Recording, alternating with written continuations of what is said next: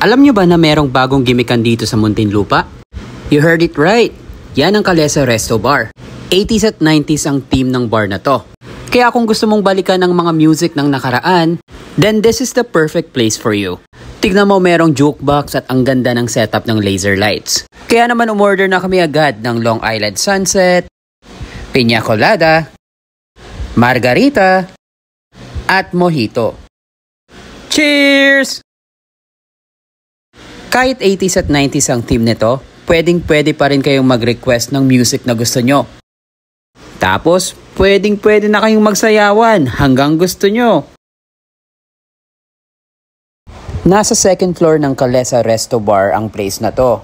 Dito yan sa MVL Building, number 19 National Road, Muntinlupa City. So after enjoying your delicious Kalesa dishes sa baba, akyat ka na dito. Siguradong mag-e-enjoy ka dito kasama ang buong tropa. I-post nyo na lang tong video para makita nyo yung updated menu and prices. Kaya naman kung gusto mong mag-relax at mag-enjoy habang nakikinig sa mga paborito mong musika ng nakaraan, halika na dito sa Kalesa Resto Bar sa Muntinlupa. Tara na! Sayawan na! Follow for more!